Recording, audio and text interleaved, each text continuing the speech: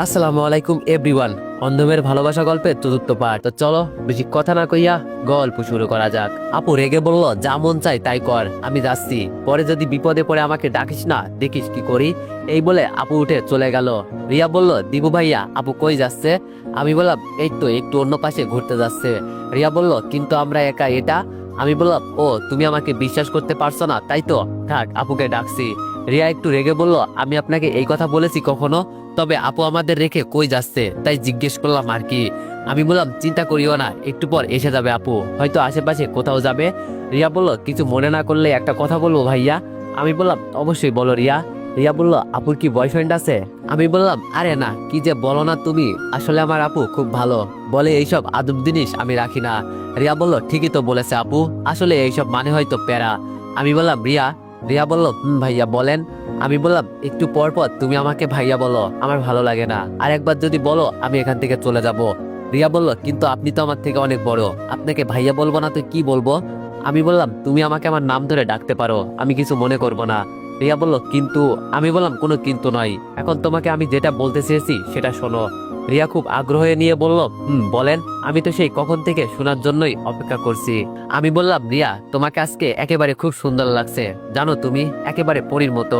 রিয়া বলল, এমনিতেই সুন্দর হলে কি হবে, আমি তো অন্ধ, কেউ যদি এটা জানতে পারে আমার কাছেই আসবে না, কথা বলবে তো দূরের কথা।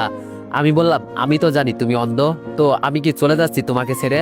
রিয়া বলল, আপনার হিসাব আলাদা, আপনি আমাদের পাশের বাসায় থাকেন, বলতে পারি আমাদের প্রতিবেশী আপনি, সেই হিসাবে হয়তো আমার সাথে কথা বলেন।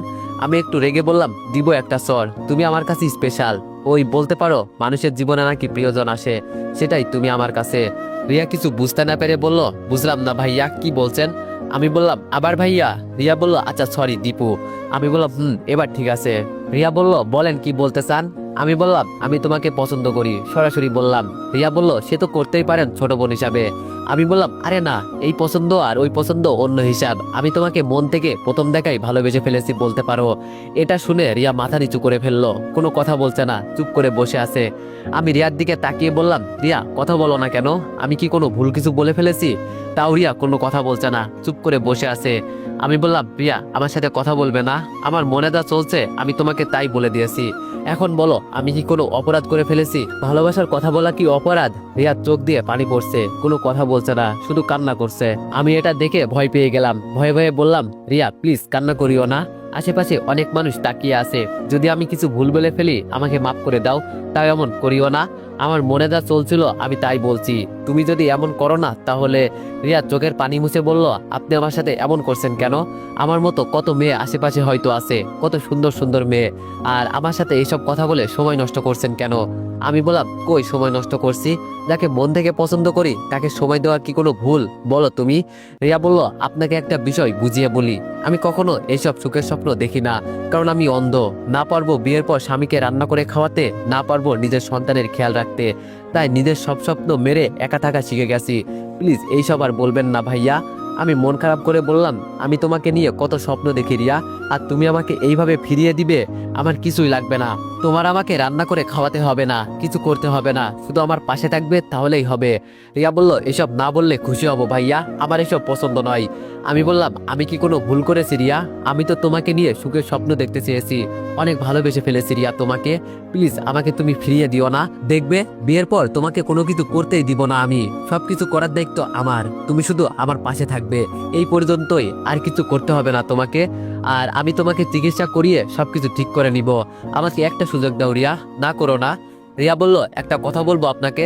আমি বললাম, বলো। রিয়া বলল, এত এত মেয়ে থাকতে এই অন্ধ মেয়ের কাছে কি পেলেন? আমি বললাম, ভালোবাসা কি কোনো রূপ চেনে পাগলি, ভালোবাসা হয়তো মন থেকে, জানো এই পৃথিবীতে এত এত মেয়ে থাকতে আমি তোমাতেই কেন মগ্ন থাকি, কারণ তোমার মাঝে আমি আমার ভালোবাসা খুঁজে পাই, আমার চোখে তুমি বিশ্ব সুন্দরী বলতে পারো, তোমাকে দেখলেই জানো আমার ভিতরে কেমন কেমন একটা অনুভূতি কাজ করে, যেটা বলে তোমাকে ভালোবাসে এই মন, তোমার এই চোখ দেখে আমি তোমাকে ভালোবাসি নাই, আমি তো তোমার মন থেকে তোমাকে ভালোবেসেছি, এখন তুমি চিন্তা করে দেখো, তবে আমাকে না করিও না, নইলে আমি যে কি করি নিজেও বলতে পারি না। রিয়া বসে বসে মাথা নিচু করে চিন্তা করছে, আমি জানি রিয়া কখনো আমাকে এইসব কথা শুনে না করবে না, কারণ ও জানে এই 2 দিনে আমি ওর জন্য কি কি করছি। হঠাৎ ঠাস ঠাস করে 2টা চড় পড়লো আমার গালে, তাকিয়ে দেখি তানিয়া চোখ বড় বড় করে আমার দিকে রেগে তাকিয়ে আছে, আর আপু তানিয়ার পিছনে। এটা দেখে মেজাজ একেবারে গরম হয়ে গেল। মনে হয় আপু এখানে ওকে নিয়ে আসছে। তানিয়া আমার দিকে দাঁত কটমট করতে করতে বলল, এই শালা তোর কয়টা লাগে রে? মেজাজ গরম হয়ে গেল আমার, মনটা চাইছে ওরে। তানিয়া বলল, কিরে কথা বলছিস না কেন? আমি বললাম, তুই আমাকে এই কথা বলার কে? আগে বল তোর কয়টা ছেলে লাগে? কেন যখন তোর বেস্ট ফ্রেন্ডকে চুমু খাস তখন আমার কথা মনে থাকে না? এখন আমার কাছে আসলি কি জন্য? মনে করলি তোর কোনো কুকর্মের ফল আমি জানি না? বেস্ট ফ্রেন্ডের নামে যে নষ্টামি করে বেড়াস বাইরে, সেটার কি হবে রে? আপু আবার ঠাস ঠাস করে আমার দুই গালে দুইটা চর বসিয়ে দিয়ে বলল, এই শিখাইলাম তোরে আমি এতদিন? এত ভালো একটা মেয়েকে এইসব বলতে তো লজ্জা করে না? সি সি দীপু, এতটা খারাপ হয়ে গেলি তুই? আমার ভাই তো এমন ছিল না। তানিয়া চোখের পানি ছেড়ে দিয়ে বলল, থাক আপু, এইসব বলবেন না। দোষ আমার, ও আমার ভালোবাসা বুঝতে পারে নাই। আমি যে ওকে কতটা ভালোবাসি, একদিন আমি যখন থাকবো না দীপু, তখন বুঝতে পারবে। আপু বলল, দেখো তানিয়া, তুমি রাগ করিও না। আমার ভাই ছোট, এখনো এত কিছু বোঝে না। আর এই মেয়ে আসলে আমাদের বাসায় থাকে, তাই বসে আড্ডা দিচ্ছি, তুমি রাগ করিও না। তানিয়া বলল, আমি ওর মুখ দেখলে সব বুঝতে পারি, আমাকে ধোকা দিয়েছে দীপু। তানিয়া আমার কাছে এসে বলল, বিশ্বাস করো আমি তোমাকে অনেক ভালোবাসি। যা হয়েছে সব ভুলে যাও, আর আমি চাই না আমাকে ছাড়া আর কাউকে নিয়ে তুমি বাইরে ঘুরে বেড়াও। তানিয়াকে ছাড়িয়ে নিচে বসলাম। আজকে সব শেষ হয়ে গেল। যার জন্য এত কিছু করছি সে আজকে আমাকে ভুল বুঝবে, হয়তো আমার সাথে আর কখনো কথা বলবে না। রিয়া সবকিছু শেষ করে দিল এই ডাইনি। আমার এখন কান্না করতে ইচ্ছা করছে, যার জন্য এত কিছু করলাম, আজকে সব শেষ করে দিল এই একটু সময়ের ভিতরে। তানিয়া আমার হাত ধরে বলল, কি হয়েছে বাবু তোমার? তুমি এমন করছো কেন? আমি ঝাটকি দিয়ে তানিয়ার হাত ছাড়িয়ে বললাম, এই তুই দূরে চলে যা, নইলে আজকে তোরে এখানেই খুন করে ফেলবো। আমার সবকিছু তুই শেষ করে দিলি, চলে যা এখান থেকে দূরে। আপু বলল, দীপু এসব কি শুরু করলি তুই? এতটা নিচে নেমে গেলি তুই? আমি একটা হাসি দিয়ে বললাম, হ্যাঁ রে, আমি অনেক নিচে নেমে গেছি, আমি নিচে নেমে গেছি। কি করব আমি ভেবে পাচ্ছি না, আমার মাথা কাজ করা বন্ধ করে দিয়েছে। এর মাঝে তানিয়া বলে উঠল, আপু আজকে আমাকে যেতে হবে, আর ওর যেন কিছু না হয়। আমি একটু পর আপনাদের বাসায় যাব। আপনাকে দায়িত্ব দিয়ে গেলাম আপু, আমার বেবির খেয়াল রাখবেন। মনটা চাইছে এই মেয়ের শরীরে আগুন জ্বালিয়ে দেই, আপুর জন্য কিছু করতেও পারছে না। তানিয়া আমার গালে একটা চুমু দিয়ে চলে গেল। বিশ্বাস করেন ভাই, আমার ভিতরে কি যে চলছে বলে বোঝাতে পারবো না। মনটা চাইছে তানিয়ার শরীরে আগুন লাগিয়ে দেই। তানিয়া চলে যেতেই রিয়ার চোখ দিয়ে পানি পড়ছে। এটা দেখে আমার খুব খারাপ লাগলো। আমি সবকিছু ভুলে রিয়ার কাছে গিয়ে বললাম, কি হয়েছে রিয়া, তুমি এভাবে কান্না করছো কেন? কিন্তু রিয়া আমাকে অবাক করে দিয়ে আপুর কাছে গিয়ে বলল, আপু আমি বাসায় যাব, আমাকে বাসায় দিয়ে আসেন। মনে মনে বললাম, এটাই হওয়ার ছিল আমার সাথে। তানিয়া সবকিছু শেষ করে দিল মুহূর্তেই, ওকে তো আমি ছাড়বো না। হঠাৎ করে একটা মেয়ে কোথা থেকে এসেই আমার কোলে উঠে আমার ঠোঁটের মাঝে ঠোঁট ডুবিয়ে দিল। আমি খুব জোর দিয়ে চেষ্টা করছি ওকে ছাড়াতে, কিন্তু মেয়েটার শরীরে এত শক্তি, মনে হচ্ছে যেন আমাকে হারিয়ে দিবে। এ কোনো স্বাভাবিক মেয়ে হতে পারে না। এমন ভাবে লিপকিস করছে, আমার ঠোঁটগুলো এক একটা কামড়ে ছিঁড়ে ফেলছে মনে হচ্ছে। চোখের কোনায় পানি এসে গেল, তাও ছাড়াতে পারছি না মেয়েটাকে। অনেকক্ষণ পর আমাকে ছেড়ে আমার কোল থেকে নামলো। তাকিয়ে দেখি মেয়েটার কেউ না, রাসেলের বউ, যাকে আমি ভাবি বলে সম্বোধনা করি। আর আজকে তিনি আমার সাথে এই কাজ করলো। চি চি, আমার তো ভাবতেই ঘৃণা হচ্ছে। ঠোঁটে হাত দিয়ে দেখি রক্ত পড়ছে। ঘৃণা চোখে ভাবির দিকে তাকিয়ে বললাম, ভাবি আপনি আমার সাথে এটা করতে পারলেন? ভাবি হাসতে হাসতে বলল, কাকে তুমি ভাবি ডাকছো? আর বাবু আমার কথা কি ভুলে গেছো? আমি ভাবির কথা শুনে সত্যি বোকা হয়ে গেলাম। কি বলছে উনি এসব? আমার মাথায় তো আর কাজ করছে না ভাবির কথা শুনে। এক তো তানিয়া আমার সবকিছু শেষ করে দিল, আর এখন এই রাসেলের বউ। আপু আমার কাছে এসে খুব নিচু স্বরে বলল, সি সি দীপু, শেষমেশ আমার এটা দেখতে হলো। আমি বললাম, আপু বিশ্বাস কর, আমি ওনার সাথে এমন কিছু করি নাই, আর উনি তো আমার ভাবি হন। আপু বলল, তুই আমার সাথে কথা বলবি না? আমি তোরে কতটা ভালো মনে করতাম, আর তুই সি। আমি বললাম, কি করেছে আমি বলবি তো? আমি কি জোর করে ওকে কিস করেছি? তুই বল। রাসেলের বউ আমার কাছে এসে আমাকে জড়িয়ে ধরে বলল, বাবু তুমি না বলছো আমরা কাল পরশু কিছু একটা করতে চলছি, এমন কেন করছো আমার সাথে? মেরাজ আমার এমনিতেই গরম আছে, কি হচ্ছে আমার সাথে এইসব? বিশ্বাস করেন ভাই, আমি এখন জ্ঞান হারা হয়ে যাব। আমার মাথা কাজ করা বন্ধ করে গেছে, সবাই আমাকে পাগল বানিয়ে দিবে। রিয়া বলল, আপু আমাকে এখান থেকে নিয়ে চলুন, আমি আর এখানে এক মুহূর্ত থাকতে চাই না। রিয়ার মুখের কথা শুনে আমি বোকা হয়ে গেছি। সেই দিন না আমার সামনে এই মেয়েকে ভাবি ডাকছিল, আর আজকে আবার আপু। বিষয়টা কি? না না, আর চিন্তা করতে পারছি না। রাসেলের বউ, মানে যে আমার সাথে এতক্ষণ নাটক করলো, ও গিয়ে রিয়ার হাত ধরে আমার দিকে তাকিয়ে বলল, খেলা তো মাত্র শুরু, অপেক্ষা করো, সামনে আরো বড় কিছু হতে চলেছে। এটা বলতে বলতে ও রিয়াকে নিয়ে এখান থেকে চলে গেল। আর আপু আমার দিকে এমন ভাবে তাকিয়ে আছে যেন চোখ দিয়ে আগুন বের হচ্ছে। আমি বললাম, কি রে আপু, আমার সাথে এসব কি হচ্ছে? আমি তো কিছুই বুঝতে পারছি না। আপু আমার দিকে তেড়ে এসে বলল, এই তুই আর আমার সাথে কথা বলবি না, আমাকে আপু ডাকবি না, লজ্জা করে না? শেষমেশ একটা কাজের বুয়ার সাথে প্রেম করলি, আর কি ওকে নিয়ে কই যেতে চাস? চি চি, এই তোর আসল রূপ। আমি জায়গায় বসে গেলাম, কান্না করতে ইচ্ছা করছে। আমি এখন খুব ভালো করেই বুঝতে পারছি সবাই সবকিছু বুঝে ফেলেছে। আমার তো এখন এটা মনে হচ্ছে রিয়াও আমার সাথে নাটক করছে। তার মানে সবাই এই বিষয়ে জানে, তাহলে রিয়াও কি জানে? হয়তো। যত তাড়াতাড়ি সম্ভব আমাকে এখান থেকে পালাতে হবে। আমি শিওর এখন যে রিয়ার পরিবারের সবাই এই বিষয়ে জেনে গেছে। যখনই রাসেল বলেছিল সিসি ক্যামেরার কথা, তখনই আমার বোঝা উচিত ছিল যে আমাকে সবাই চিনে ফেলেছে। আপু আমাকে টেনে উপরে তুলে আমার চোখের দিকে তাকিয়ে বলল, এই তোর ভালো রূপ। আজকে বড় বোনের সামনে একটা মেয়ে তোরে না জানি গোপনে আরো কত কিছু করে বেড়াস। আমি তোরে কতটা ভালো মনে করতাম, আর তুই? আমি বললাম, অনেক বড় ভুল করে ফেলেছি আমি আপু। জানি না এই ভুলের মাপ পাবো কিনা। কি করব আমি? কিছুই আমার মাথায় আসছে না। আমাকে মাফ করে দে আপু। আপু বলল, এই তুই আমাকে আপু বলে ডাকবি না, তোর মুখ থেকে আমি আপু ডাক শুনতে চাই না। আমি বললাম, বিশ্বাস কর আপু, আমি এইসব ইচ্ছে করে করতে চাই নাই। আর আমি জানতাম এই মেয়ে রাসেলের বউ, এমনকি ওকে পর্যন্ত আমি ভাবি বলে ডাকতাম। বিশ্বাস কর আপু, ওর সাথে আমার কোনো সম্পর্ক নেই। আপু বলল, প্রথমেই তানিয়া, পরে রিয়া, আর এখন কাজের বুয়া। বাবা, এই না হলে আমার ভাই। খুব খুব ভালো তো। এখন সত্যি সত্যি আমি কান্না করে আপুর হাত ধরে বললাম, আপু অনেক বড় ভুল করে ফেলেছি আমি, কি করব বল? আপু বলল, কেন, প্রেম করার আগে মনে ছিল না এইসব কথা? আমি বললাম, আপু আমি এই বিষয়ে বলছি না, আসলে তোরে একটা সত্যি কথা বলার ছিল। এর মাঝেই আপুর ফোন এলো। আপু ফোনটা রিসিভ করে কি জানি বলল, পরে আমার দিকে তাকিয়ে বলল, তোর কপালে আজকে শনি আছে। আমি ভয়ে ভয়ে বললাম, কি হয়েছে আপু? আপু বলল, কি হয়েছে না, চল আমার সাথে। আমি বললাম, কই যাব সেটা তো বলবি। মনে মনে চিন্তা করছি, আপু আবার এইসব জেনে গেল না তো? আপু আমাকে আবার কোথাও নিয়ে যেতে চাচ্ছে। মনে মনে ভয় হতে লাগলো।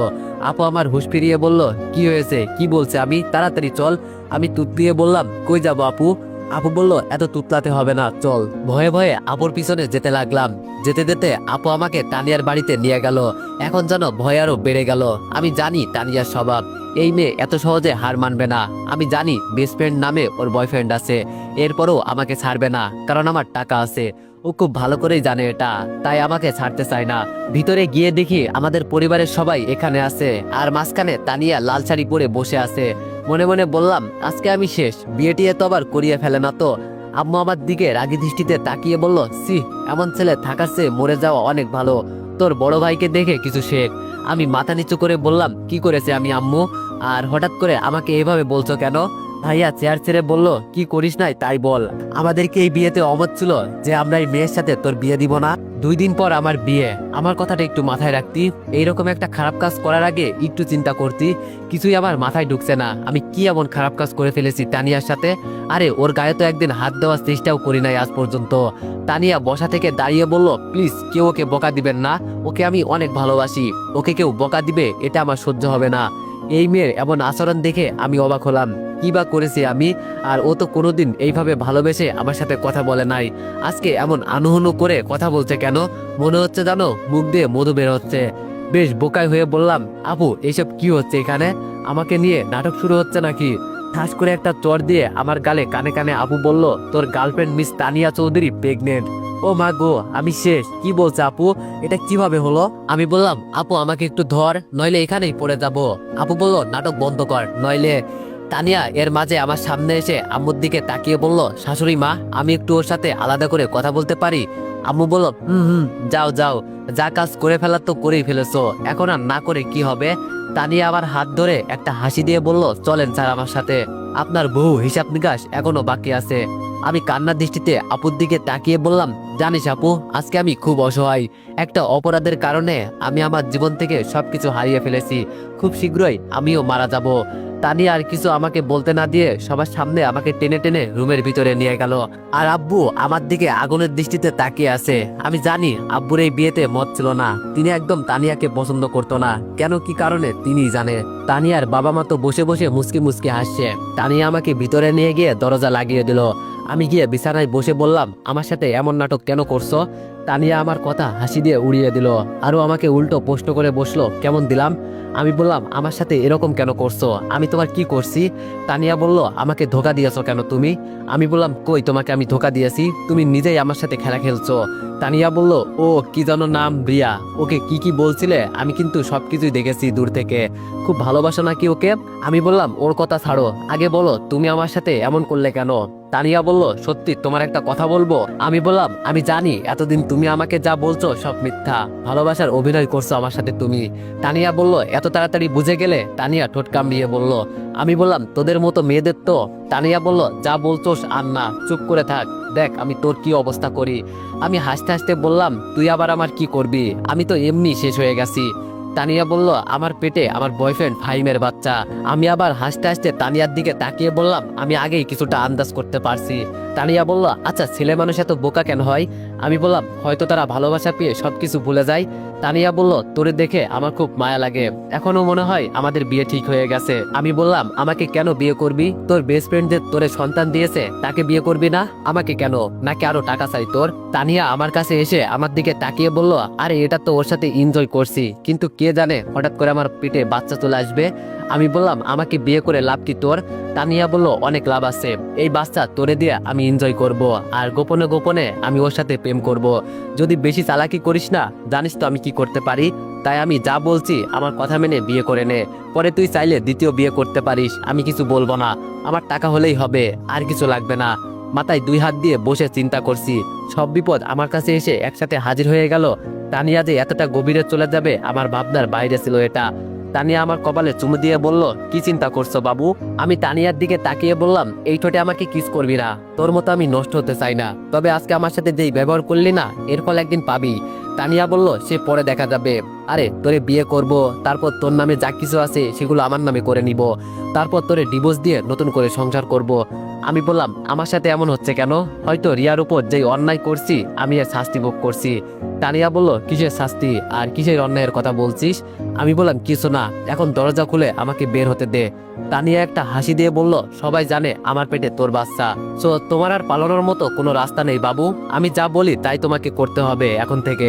এই বলে তানিয়া দরজার কাছে চলে গেল, কিন্তু হঠাৎ আবার দাঁড়িয়ে পিছন ফিরে আমার দিকে তাকিয়ে বলল, তোরে আরেকটা কথা বলা হয় নাই, ওই দিন রেস্টুরেন্টের ওয়েটার তোরে যা বলেছে সব আমাকেও বলে দিয়েছে, কারণ ওর সাথে আমার একটু লাইন আছে, টাকা দিলেই কি সব হয়? আমি জানতাম তুই ইদানিং আমার উপর সন্দেহ করতি, এই জন্য এই কাজ করা।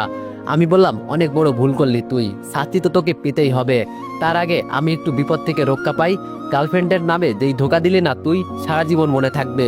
তানিয়া হাসতে হাসতে দরজা খুলে বের হয়ে গেল, তবে যাওয়ার আগে এটা বলে গেল, খুব শীঘ্রই বাসর রাতে দেখা হবে, সেই পর্যন্ত অপেক্ষা করো। আমি মাথা নিচু করে বসে আছি, হঠাৎ ভাবি এসে বলল, কি শুনছি দীপু আমি এইসব? আমি ভাবির দিকে তাকিয়ে একটা হাসি দিয়ে বললাম, কি আর শুনছেন, দিনকাল আমার অনেক খারাপ যাচ্ছে, তাই এইসব আমার সাথে হচ্ছে, কোনো ব্যাপার না ভাবি। ভাবি বলল, আমি জানি তুমি কত ভালো একটা ছেলে, আর তানিয়া বলে নাকি প্রেগনেন্ট, কিভাবে সম্ভব? আমি বললাম, আমি তানিয়ার শরীরে আজ পর্যন্ত একটু শুয়েও দেখিনি, বিশ্বাস করেন ভাবি, আপনি আমার মার সমান, আপনার কাছে কি আমি মিথ্যা বলতে পারি বলেন? ভাবি বলল, তাহলে তানিয়া কি? আমি বললাম, ওই বয়ফ্রেন্ড আছে আমাকে ছাড়া। ভাবি অবাক হয়ে বলল, কি? আমি বললাম, ওর বয়ফ্রেন্ড আছে, আর ওই শালাই এই কাজ করেছে, আর এই অপবাদ আমার গলায় ঝুলিয়ে দিচ্ছে। ভাবি বলল, দাঁড়াও, আমি সবার কাছে এই কথা বলছি। আমি ভাবিকে আটকে দিয়ে বললাম, থাক ভাবি, কাউকে এই কথা বলতে হবে না, বললে ওরা আরো আপনাকে খারাপ বানিয়ে দিবে, আমার বিষয়টা আমি দেখে নিব, আপনি কোনো চিন্তা করবেন না। ভাবি আমার দিকে তাকিয়ে বলল, তুমি পারবে? আমি আর কিছু বললাম না, চুপচাপ রুমের বাইরে চলে গেলাম। আসলে আমি যে কতটা নিজ এর কোনো হিসাব নাই, যাকে ভাবি বলতাম এখন নাকি সে মেয়েটা কাজের বুয়া, আবার আমার সাথে এত বড় নাটক করলো, আর আমি কিছুই বলতে পারলাম না। আর তানিয়ার কথা তো বাদই দিলাম, তানিয়াদের টাকার জন্য কি কি করতে পারে সব জানা হয়ে গেল। বাইরে এসে শুনি কালকে নাকি আমার বিয়ে তানিয়ার সাথে, এটা শুনে মোটেও অবাক হলাম না, কারণ এমন কিছু একটা হবে আমার সাথে এটা আমি খুব ভালো করেই জানি। আপুর পাশে দাঁড়াতেই বলল, যাক, কাজের বুয়া তো আর বিয়ে করবে না। সি সি, মানুষের সম্মান যে কতটা নিচ হলে এমন একটা কাজ করতে পারে এর কোনো হিসাব নেই। যাকে ছোট থেকে এতটা আদর করতাম, আর আজ সে নাকি দেখিয়ে দিল। এর আগে আমার মরণ হলো না কেন? আমি মনে মনে হাসতে লাগলাম, এতটা চাপ কখনো আমার একসাথে পড়ে নাই। এখন কেউই আমার সঙ্গ দিবে না, সবাই আমার বিরুদ্ধে কথা বলবে, না জানি রিয়ার ভাই আমার কি অবস্থা করে। এটা চিন্তা করে আমার কপাল থেকে আপনা আপনি ঘাম পড়ছে। কি করব আমি? সব দরজা বন্ধ সব দিক থেকে, কোথায় যাব? তানিয়া আমার দিকে তাকিয়ে হাসছে আর ইশারা করে কি বলার জন্য চেষ্টা করছে। সবাই বসা থেকে উঠে গেল, আর কালকে আমার বিয়ে এটা শিওর হলো। গাড়িতে বসে বাবা শুধু এটুকু বলল, ছেলে এখন বড় হয়েছে, যা মন চাই তাই করবে, এখন কি আর মা বাবাকে বলা লাগবে? বিয়েটাও হয়তো ওরা নিজেরাই করে ফেলতে পারতো, আমরা কে? আমি বাবার কথা শুনে মাথা নিচু করে ফেললাম, চোখ দিয়ে এক ফোঁটা পানি পড়লো। ভাবে আমার দিকে তাকিয়ে বলল, তোমার ভাইয়াকে সবকিছু বুঝিয়ে বলবো, তুমি এই নিয়ে কোনো চিন্তা করো না। আমি চোখের পানি মুছে ভাবিকে বললাম, না ভাবি, বলতে হবে না আপনাকে কিছু, কপাল খারাপ আমার। হঠাৎ আচমকা ব্রেক করতে একটা ঝাঁকি খেলাম, বাইরে তাকিয়ে বোঝার চেষ্টা করছি কি হয়েছে। বাবা এভাবে আচমকা ব্রেক করলো কেন? বাইরে তাকিয়ে আমি পুরো অবাক হয়ে গেছি। আজকে বুঝি আমার বাঁচার মতো কোনো রাস্তা থাকলো না।